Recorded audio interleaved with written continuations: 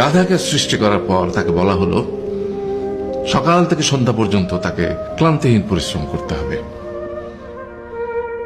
সারা জীবন তাকে পিঠে ভারী বোঝা বইতে হবে, খেতে পাবে শুধু ঘাস, আর তার মাথায় কোনো বুদ্ধি থাকবে না। তার আয়ু হবে 50 বছর। গাধা করজোড়ে সৃষ্টিকর্তাকে বলল, আমি এত বছর বাঁচতে চাই না, আমাকে 20 বছর আয়ু দেওয়া হোক। সৃষ্টিকর্তা সেটাই মঞ্জুর করলেন। কুকুরকে যখন সৃষ্টি করা হলো তখন তাকে বলা হলো যে সে হবে মানুষের সবচেয়ে বড় বন্ধু, কিন্তু সে খাবে মানুষের উচ্ছিষ্ট, এবং তার আয়ু হবে 30 বছর। কুকুর সৃষ্টিকর্তাকে বলল, আমি এত বছর বাঁচতে চাই না, আমাকে 15 বছর আয়ু দেওয়া হোক। সেটাই মঞ্জুর করা হলো। এরপর বানরকে বলা হলো, তুমি শুধু গাছের এ ডাল থেকে ও ডালে ঝুল খাবে এবং নানান রকম ফন্দি বিক্রি করে মানুষকে আনন্দ দেবে, তোমার আয়ু হবে 20 বছর। বানর বলল, আমি 20 বছর বাঁচতে চাই না, আমাকে 10 বছর দেওয়া হোক। সেটাই মঞ্জুর করা হলো। এবার এলো পুরুষ মানুষের পালা।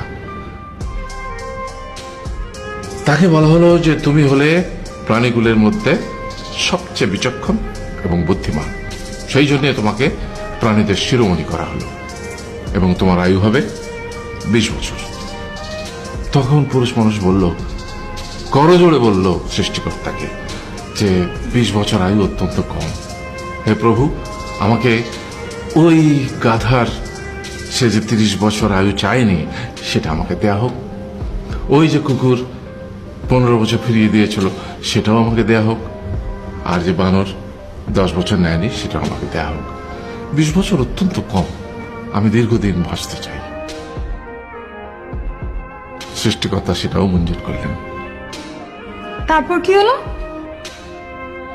সেই থেকে ছেলেরা পুরুষ মানুষ হিসেবে বাঁচে 20 বছর, তারপরের 30 বছর সংসারের বোঝা পিঠে করে বয়ে বেড়ায়, সেটা কার মতো? গাধার মতো।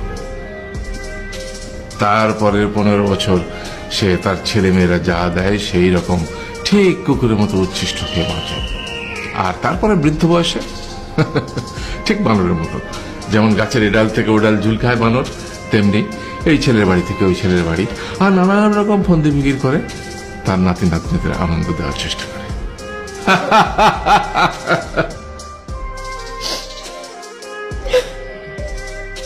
আরে এই থাম, কাঁদছিস কেন? তোমাদের কত দুঃখ বাবা।